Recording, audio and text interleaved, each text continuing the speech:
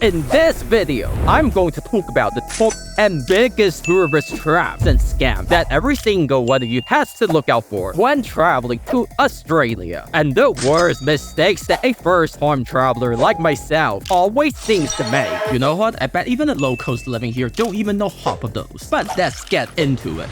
Because everyone loves Australia, the ocean, the food, the Aussie culture, and whatever this is. But it only takes one of those mistakes to potentially destroy your holiday, just like it almost did to me. And the first thing I want to talk about is the markets catering to tourists, but there ain't a specific one, since every major city has about at least one of them. But even inside of those, it will get so complicated, as a lot of the time, you will find a total mess next to a hidden gem, next to another big mass, next to, well, it actually tastes good, next to a total abomination, bro. But I will show you some painful examples. In Perth and Western Australia, they told me to avoid the Frio market. And then in Melbourne again, the locals are absolutely furious when talking about Queen Victoria market. Well, they all seem to praise the South Melbourne market as well as the night market. And the only time, I kid you not, when the locals would actually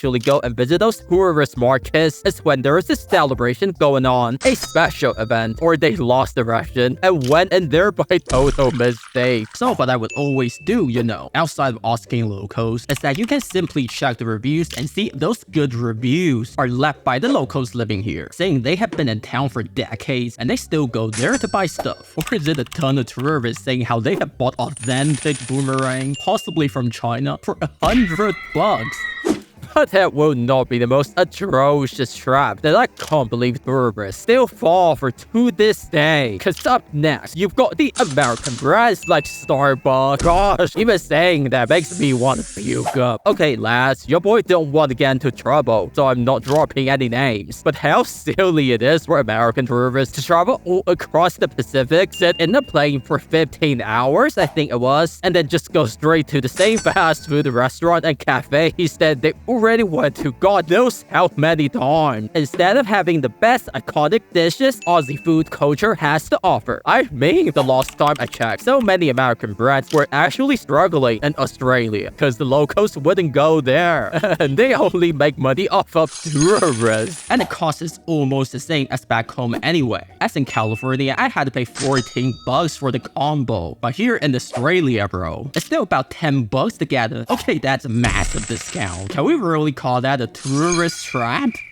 Okay, mate, maybe y'all like that American food. Maybe y'all don't. Potato, right? But sadly, nobody can say the same about the next tourist trap. And that is the crazy popular, overrated coastal places that everyone and their moms talk about on the internet. With the most common names being Bondi Beach, Byron Bay, and Gold Coast, etc. Now, that doesn't mean they're bad. In fact, they're still way better than the rest of the planet. But compared to the real hidden gems that only the locals will go and visit, the level is completely different, bro. So it's best to always know about the most overrated and underrated places in the state you're visiting. But the next thing I gotta say is a bit controversial. Some love it and some hate it, and that is the Wheel of Brisbane. I know, it's iconic. It's the first thing that pops up when you Google Brisbane, right? But why is it getting so expensive? Like 4 tickets will literally be around $80 or so. It doesn't even make sense. One of my Aussie mates has been living here for over 10 years, and he never once considered going on it, saying they don't even have discounts for the locals. And if there's a photographer waiting there to take your picture, bro, that's a bunch of additional money you have to pay. And y'all gotta admit that every single place on Earth always has a handful of attractions where the tourists love to go to, but the locals can't even point them out on the map. And to me, that is always a massive telltale sign of what is worth paying a visit to and what is not.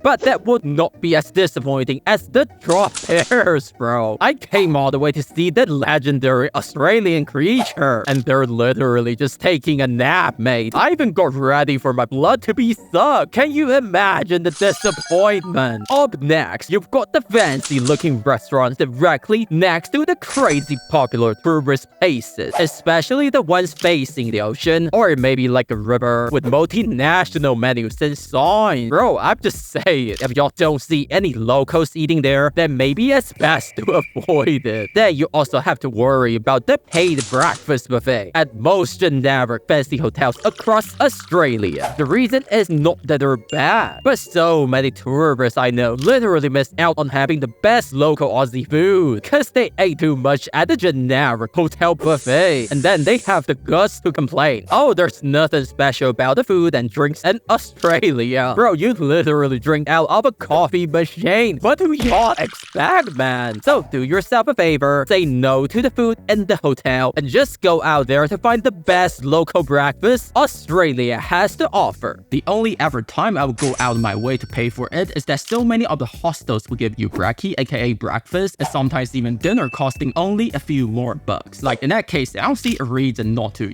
take advantage of that when the food outside is so expensive, But even that will not be worse than the following tourist traps on the list, and that is insisting on staying at the hotels costing you 2 to even multiple times more, simply because they're next to a major beach for tourists, bro. I literally save hundreds of dollars a day staying a bit further away and then walking 2 minutes to the same beach. And a lot of time, y'all can still get the ocean view from the balcony and the hotels further away, so you're not really losing anything by saving that hotel money. Up next, oh, I can't believe anyone still falls for it, and that is listening to other tourists telling you what you can and cannot do.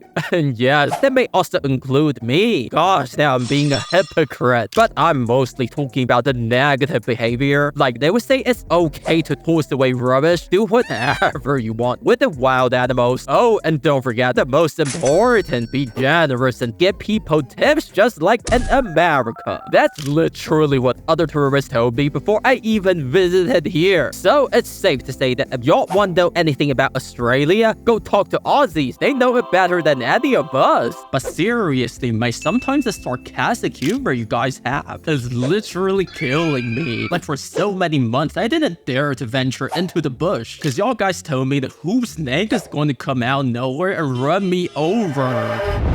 But nothing can even be crazier than the biggest tourist trap in Australia. And that is anyone or any video telling you not to visit Western Australia. Even some of my Aussie friends forgot that Western Australia exists. It is literally the biggest hidden gem that y'all can find. And it shocks me in a way that so many people saying, oh, we go on holiday in Australia all the time, but they never bother to even check out Western Australia. What? Not even the media talks about this part of Australia that much, and that is just simply crazy to think about. Unless this has all been a massive cover-up to stop the crazy amount of digital nomads and big international investors to screw up the local housing market. And that just totally masked that up by showing you that West Australia actually exists. Well, in that case, please don't come here, lad. They have massive snakes. But that is not the only thing you have to worry about in Australia, because in the next video, I want to talk about the 11 biggest things invented by Aussie, but everyone believes they were made by Americans instead. But click on the videos and y'all will know what it is.